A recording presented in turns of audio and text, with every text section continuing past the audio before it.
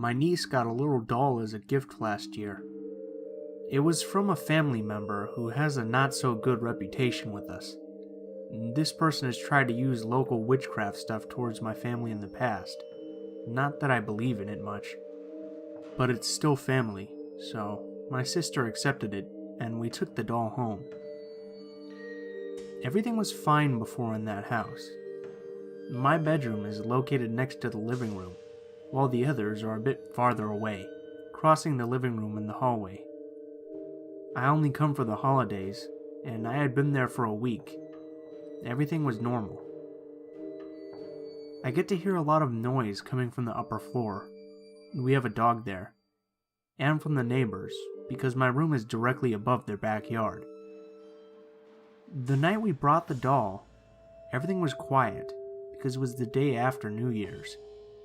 Everybody was sleeping after the celebrations, and I was on my laptop talking to some friends.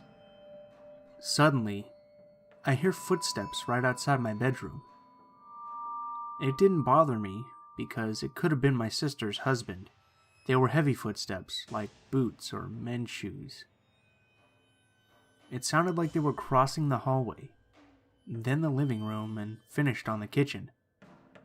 Immediately, I heard the water on the kitchen sink running, and the sound of dishes being washed. It was odd because it was 1:15 a.m., but it could have been someone washing the baby bottles. I kept on listening. After 5 minutes, I heard my niece's playground being dragged from the hallway where it was kept to the living room. It does a very distinctive noise, and I'm 100% sure that was what I heard. The noise kept going for a good 10 minutes or so. I wrote my sister to find out if everything was fine, but got no response. After that, I kept hearing these footsteps. My dog was very nervous and barked at me when I tried to open the door to check out what was happening, so I just stayed in the room. I checked the time at this point. It was 1:43 a.m., and the sounds were still going, until they suddenly stopped. I went to sleep, trying not to think too hard about it. The next morning, my sister calls me on the phone and tells me to get out of my room. I did. I went to the hallway, and my mom, sister, and her husband were all there. My sister asked me if I had put my niece's stroller in front of her bedroom door, and if I had moved the playground station. I said no and told them about all the noises I had heard last night. I thought they weren't going to believe me, but it turns out that when my sister came out of her bedroom in the morning, she found the stroller moved. She put it in the right place and went to go get the baby bottles, then moved back to the room. After that, her husband got out to drink some water and found the stroller again in front of the door. He moved it back to where it was supposed to be, and on his way back, asked my sister why she had put her stroller in front of the bedroom door. They noticed there was something very weird about the situation, saw my text from last night, and decided to call me. We started to freak out a bit, and when I randomly grabbed the doll that was on the stroller, I noticed a strong smell emanating from it, like dry saliva. It was nauseating. It wasn't there the night before, and nobody had touched the thing. It was still in the gift bag. My sister's husband got scared about that fact and decided to throw away the doll. That night, everything was calm again.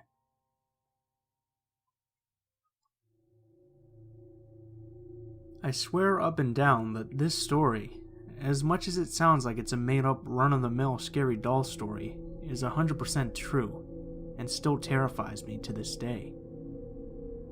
When I was a kid, I would spend a lot of time in Texas with my brother, dad, and stepmom. Mainly just my brother and stepmom, because my dad was in the military and would frequently go on long trips, leaving us alone in whatever house we happened to be living in at the time. When I was about 5, we moved to a very large, old Victorian house. 3 stories, not including the attic and the basement. Lots of rooms, and as a little kid, I found it very fun to explore the house. In the attic, there was a lot of old junk that the owner of the house was storing while we were renting it. including a collection of beautiful, handcrafted porcelain dolls. There were hundreds of them lined up neatly on the back wall in a glass case, standing on their stands like an army ready for command, and as a little girl who loved ribbons and bows and anything girly, I was entranced. One doll in particular always stood out to me. A beautiful red-haired, green-eyed doll in a blue silk dress with a matching ribbon in her hair. I begged my dad to let me play with her. I felt the need to hold and love her and have tea parties with her. He of course refused, saying that the dolls were worth more than I could imagine, and he wanted his deposit back when we moved. He kept the door locked for good measure after catching me more than once staring in awe at the doll. A month went by, and I had all but forgotten about the doll, choosing to simply explore the house and play in my basement room with my Barbies. Until one day, when I came home from dropping my dad off at the base, and found the red-haired doll sitting on my bed. I was ecstatic, thinking that my dad had given me the doll and left it as a surprise, and proceeded to play with the doll every second of every day until my dad came home. As soon as my dad saw the doll, he flipped out and yelled at me. He spanked me and took the doll away to lock back up in the attic, and only got more aggravated when he discovered that the attic door was still locked, and he was the only one that had the key. He couldn't figure out how I could have possibly picked the lock and repicked it to lock it. His solution was that I had somehow convinced my brother to do it for me. Another month went by, and my dad installed another lock on the attic, warning me and my brother what would happen if he found out we had been in the attic again while he was gone. That very night, when we returned home, the doll sat in my bed again, leaving me wary of its presence. Something that had once made me so happy now made me cautious and anxious. I told my stepmom, who immediately became angry and slapped me, then my brother, and tried to return the doll only to find the attic door once again locked. She tore the house apart, trying to find the key she was positive we had hidden, until giving up and locking the doll in her room. The night my dad came home, I was terrified, and he wouldn't speak to me or my brother at all, only giving a short speech about how we needed to go to our rooms and not come out. The next trip he made, we didn't see him off the base. We sat in our rooms and had a quiet evening alone. I spent the night sulking and trying to figure out how the doll had gotten into my room. Later, after I had fallen asleep, I heard soft music box music that slowly woke me up. I felt something near my feet, and thinking it was my cat, curled up and I reached down, only instead of finding fur, I found a handful of hair. I turned my light on and screamed. What looked like every doll from there in the attic was in my room, sitting at my tea table, on my dollhouse, standing positions on my bed and in various parts of my room. My door slammed open, and my dad appeared in their doorway, where he had apparently been waiting for me to head to the attic to claim a doll. He took one look at them, grabbed me, and ran out of the house, dragging my brother and stepmom along with us. He still refuses to speak of that incident to this day. The most important part of this story is the backstory of the red-haired doll. Apparently, the original builder and owner of the house had a daughter who died when she was about 8, and it was customary to make a doll of their likeness made out of their real hair and dressed in the same clothes the child wore. I think it was that little girl, because I've never felt like it was dangerous to play with the doll. I only felt like she was lonely, and trying to make a friend. Weird things started happening to me about a year ago. I moved into a new unit in Brisbane and got my porcelain dolls back from my mother's place. I've had the dolls since I was 5 years old. Everyone used to tell me they were evil, but I didn't believe them. Anyway, I put the 7 dolls away in a box and left them in the spare room. I then began having nightmares, starting with 1 or 2 a week. After a little while, They started to occur almost every night. I've never experienced nightmares like this in my entire life. These were full-on extreme night terrors.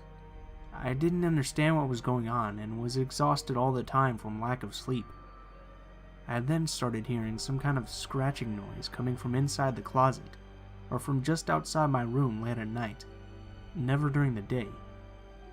At the time, I thought it might be a mouse.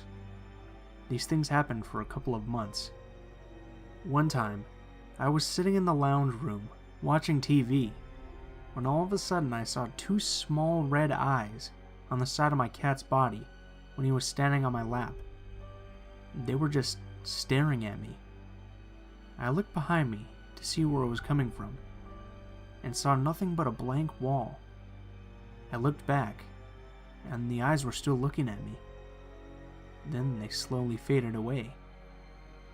I always felt a strange, uncomfortable presence in the house, but I wasn't sure if it was because I had just moved in on my own and was scaring myself, or if it was something else. I think I used to make excuses for everything, so I didn't think I was going crazy. On another occasion, I was lying in bed and had the outside hall light on when I saw a murky, dark shadow come across the ceiling and into my room, and then it disappeared.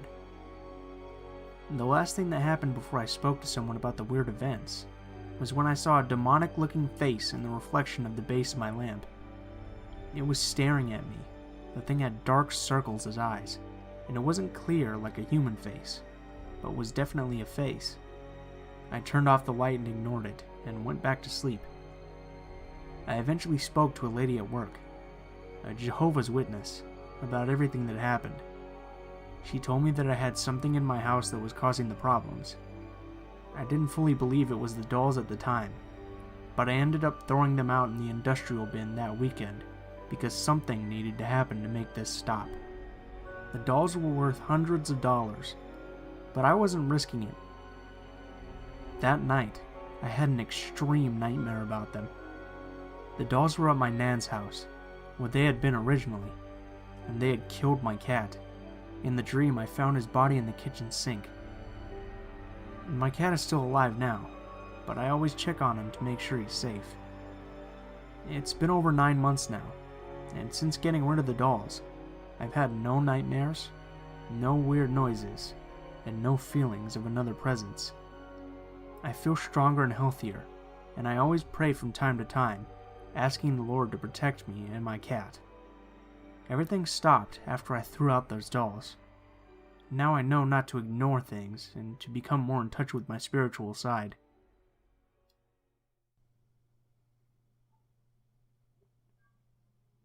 Hey guys, Blue Spooky here, as always. I just wanted to thank you guys so much for watching to the end of the video, especially if you made it this far. This video is actually based on a suggestion someone made, and they wanted me to do some scary, creepy doll stories, so I went ahead with that. Sorry if the episode's a little bit shorter than normal. I had somewhat of a difficult time finding good doll stories, so to speak, so I hope you guys enjoyed it. If you have any constructive criticism, please feel free to leave it in the comments below. If you have any personal stories that you'd like to share with me, or stories that you'd like me to read, feel free to send them to my social media. All of those links will be in the description below. Thank you guys so much for watching, and I hope you have a wonderful day.